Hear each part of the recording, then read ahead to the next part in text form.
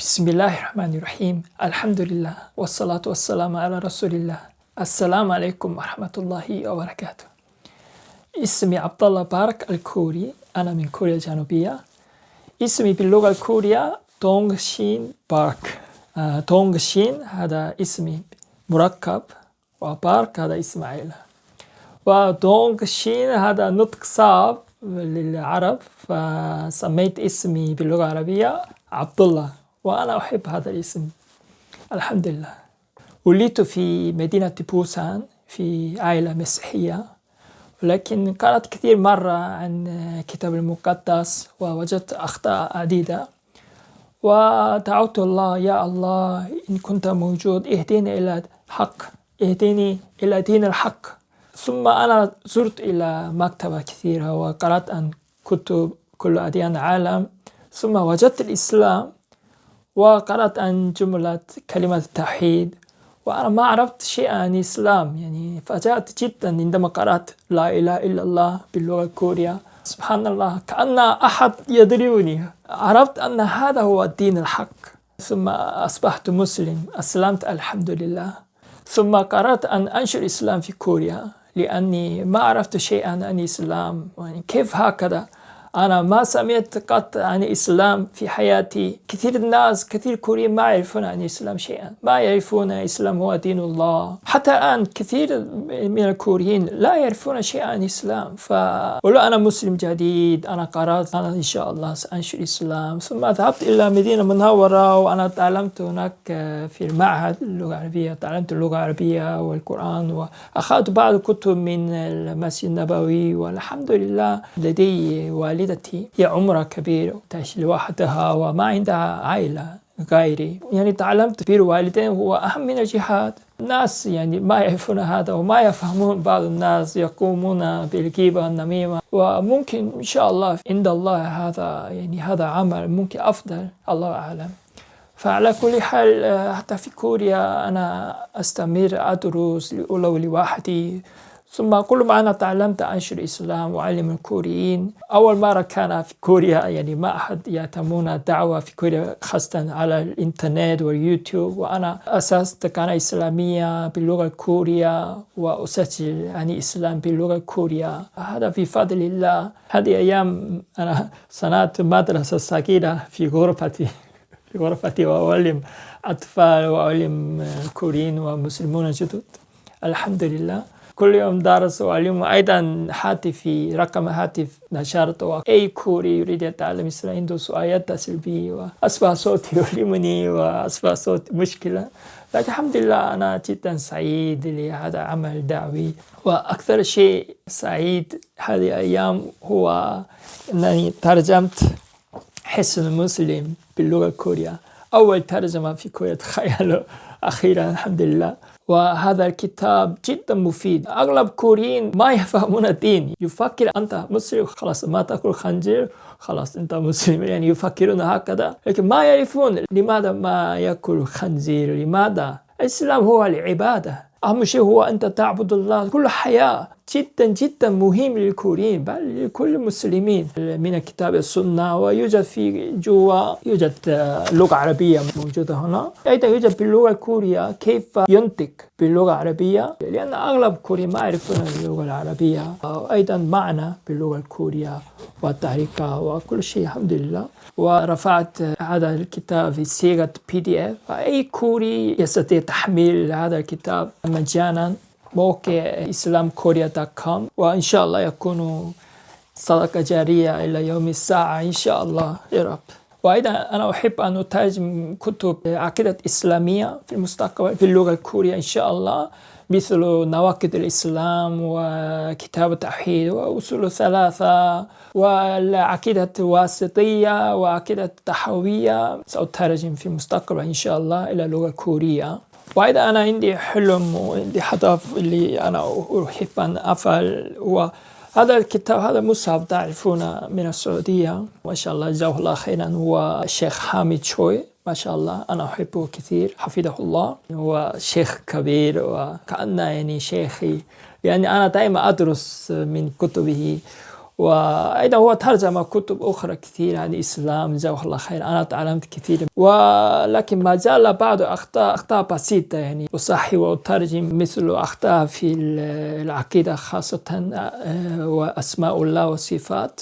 وأيضا موضوع أن ترجمة لفظ الجلالة الله في كوريا أغلبهم هم يترجمون الله إلى هانانيم، وأنا ما عندي مشكلة هذا. أنا أيضا أستخدم هانانيم عندما أقوم بالدعوة لغير المسلمين، ولكن لماذا ما نستخدم الله يعني أبدا باللغة الكورية؟ أصلا نحن ما يمكن نقول باسم هانانيم، العياذ بالله، مستحيل يعني. ولماذا أنا أحب أترجم؟ لأن حتى باللغة الصينية الله إلى شانتي، شانتي معناه يعني نفس اللغة. شانتي باللغة الكورية 상제. وأصلا نحن كنا نستخدم 상제 شانتي من زمان يعني. 하나님 هذه كلمة جديدة، هذه كلمة جديدة حديثة من المسيحيين. وعلى كل حال حتى الصينيون هم كانوا شانتي، بعدين غير إلا الله، ولكن بالحروف اللغة الصينية الله. وأيضا في اللغة الكورية يمكننا نحن نستطيع نكتب الله باللغة الكورية وننطق جيدا يعني ليست مشكلة. فلماذا ما نستخدم؟ أنا أيضا أستخدم كلمة هانانيم، ولكن يعني زمان انتهى إسلام وقت طويل، لابد نستخدم كلمة الله. فأنا أحب أن أترجم بكلمة الله باللغة الكورية، يعني أنا دائما عندما أقرأ القرآن، أقرأ الأحاديث وحسن المسلم، عندما أنطق كلمة الله أنا أشعر راحة وجدا سعيد. هذا أصلا، وهذا هو إسلام، وهذا هو عبادة، ولابد نذكر اسم الله كثيرا. ولكن أغلب كوري ما يعرفون اللغة العربية، فأنا أحب كوريون المسلمون هم أيضا يشعرون السعادة ولو هم يقرؤون باللغة الكورية اسم الله جيدا إن شاء الله. أنا أيضا ترجمت كتاب آخر سيأتي في رمضان، أنا فعلت الطباعة لنفسي، وأيضا سوف أترجم كتب زيادة. لكن الناس ما يقرؤون كثير، لأن في كوريا يوجد ثقافة ما أدري منذ متى، ولكن شخص يريد يترجم أو يريد يكون إمام لابد وتعلم الإسلام في العرب أو في جامعة مشهورة، عنده شهادة ودبلومة. ما أدري يعني هذول الأشياء أصبح مهم جدا عند الكوريين. فإذا أحد يترجم أو يكتب كتاب يسأل أي جامعة تعلمها، هذول الأشياء يتابعون كثيرا. لا أعرف منذ متى هكذا. ما كان النبي صلى الله عليه وسلم هو تعلم في الجامعة أو الصحابة هم عندهم شهادة، ولكن أنا أحترم يعني هذا النظام وليست مشكلة. وأيضا ليس مهم ماذا يقولون الناس، كيف هو ترجم وهو ما درس في الجامعة وهذا الأشياء والغيبة والنميمة، وهذا ليس مهم بالنسبة لي يعني. لأن أنا أفعل هذا لوجه الله كالعبادة، وليست مهم رضا الناس، أهم شيء هو رضا الله. فقط أمي هي تحزن لأنها هي تعرف داود كيم وأشخاص يدعمونه، وهو حتى يبني مسجد. ولكن يعني أنت أهل علم بس تعلم أطفال في غرفتك صغيرة كده. أنا قلت لها ما تحزن شيء، الله قال في القرآن أكثر من 12 مرة لا خوف عليهم ولا هم يحزنون. ما عندي أي مشكلة ولو شخص ما يعرفونني ولو ما يقرأ كتابي، الله يعرف نيتي، وإن شاء الله الله يتقبل من عملنا. هذا هو أهم شيء، نعمل بالإخلاص. هذا والدتي هي أخبرتني أنت عمر كبير، وأنا أيضا سأكون عمر كبير أكثر، فممكن هذه آخر فرصة. ممكن تدرس في السعودية، يوجد منها تستطيع تذهب ولو سنتين تدرس درجة، ليست مشكلة يعني بسيط سهل. فقلت لا مشكلة عمر في السعودية كل العالم تقريبا حتى مصر ما يقبل إذا شخص عمر كبير. أحترم ليست مشكلة، لكن في الحقيقة يعني لا يوجد حدود في طلب علم ولو عمر كبير. نحن لابد أن نتعلم الإسلام حتى موتنا، ونتعلم دائما، هذا فرض لجميع المسلمين، ندرس دائما، ثم كل ما تعلمنا ننشره ونعلم الناس. لهذا أنا أسجل الفيديو إذا تسمحوني، أو بعض الشيوخ إذا يعرفون مثلا عميد أو رئيس جامعة ممكن يخبرهم عن قصتي، لأن لابد هناك استثناء. أيضا هذا مفيد لي أيضا إن شاء الله في المستقبل، أترجم كتب كثير. لأن أيضا عندما أنا أتكلم مع الشيوخ هناك دائما يسألوني أولا أين تعلمت، هل عندك شهادة وكذا، هذول الأشياء يسألوني، أحد السي في هذه الأشياء وليست مشكلة. ممكن أنا أدرس سنتين، ليست مشكلة يعني، وأرجع وأهتم بوالدتي مرة أخرى إن شاء الله، ما يحدث شيء معها إن شاء الله، الله يحفظها. أنا سميت هذه أيام هو شهر تسجيل، أخشى هناك إن شاء الله بس لوالدتي لأن هي عمرها كبيرة، فإذا يتأخر أكثر ليس جيد، فأتمنى أحد يساعدني في تسجيل إن شاء الله هناك. أنا حاولت التسجيل ولكن قالوا ما يجوز. أنا آسف جدا، ما يمكن بس أحد يطلب مني جواز السفر وكذا ثم أنا سأذهب وأسجل لك، لأن لن يقبل. فلابد هناك أي شيخ هو يذهب أو يتكلم مع مسؤولين حتى يكون هناك فرصة أو عذر، يعني استثناء للشخص يريد يدرس إسلام. لأن أنا رأيت بعض الكوريين غير مسلمين ولكن يذهبون إلى السعودية ويدرسون جيدا، يعني هذا جيد ما شاء الله، وكوريون هم أذكياء إن شاء الله. وأيضا بعض المسلمين يذهبون ويدرسون كثير، وهذه فرصة جيدة لهم الحمد لله ما شاء الله. لكن بعض الدرس أغلبهم ما يقومون بالدعوة. هذا السبب في كوريا الآن لا يوجد حتى كوري إمام إلا واحد، ولا حتى مدرسة إسلامية، صفر. تخيلوا هذا ما أقول سبحان الله، لا يوجد مدرسة إسلامية في كوريا. يوجد مدرسة إسلامية في سيول لكن هم يعلمون أطفال باللغة الإنجليزية. أطفال كوريين ما يعرفون اللغة الإنجليزية لأن نحن في كوريا ونستخدم اللغة الكورية. حتى تعليم الإسلام باللغة الإنجليزية لكن صعب لهم، لأن ليس فقط لغة، أيضا سمعت أنهم يدفعون كثير من المال. أغلب العائلات حالهم ليس جيدا، لكن كيف ما عندنا مدرسة إسلامية؟ حتى دين الباطل عندهم مدرسة وجامعة، كلهم عندهم،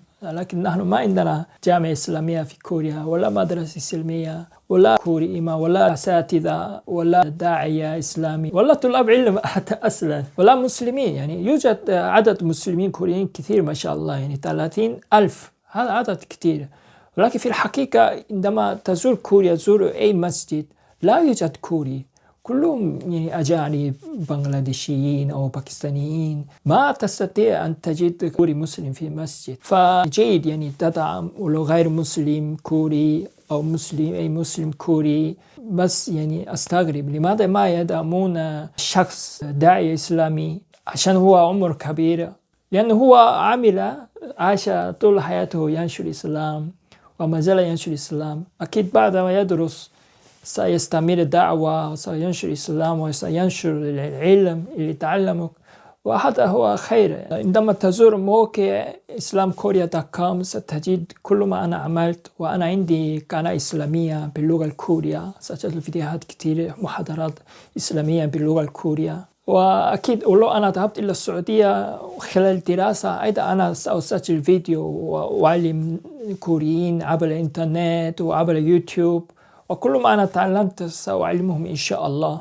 فأتمنى هناك أي شيخ مشهور إن شاء الله إذا هو يريد يساعدني ممكن يساعدني في تسجيل إن شاء الله، وأتمنى يقبل تسجيل إن شاء الله. أنا ليست عمر كبير جدا، أنا ولدت في السنة 1986.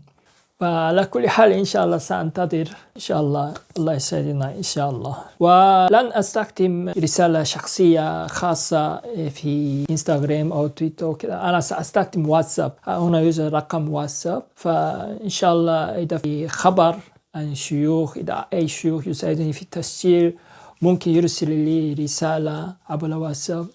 جزاكم الله خيرا. الآن رمضان قريب جدا جدا جدا كل سنة وأنتم بخير ورمضان مبارك. إن شاء الله في كوريا ممكن غدا أو بعد غدا حسب قمر، وإن شاء الله الله يتقبل. بلغنا رمضان يا رب، وهذا يكون أفضل رمضان لي ولكم إن شاء الله. أسأل الله أن يوفقكم ويكتب لكم أجركم ويغفر لنا ذنوبنا جميعا يا رب العالمين. ونسأل الله أن يرزقنا الإخلاص حتى يكون كل عملنا لوجه الله الكريم. إن شاء الله نلتقي في الجنة إن شاء الله، ونتكلم كل قصة إن شاء الله. بارك الله فيكم وجزاكم الله خيرا، والسلام عليكم ورحمة الله وبركاته.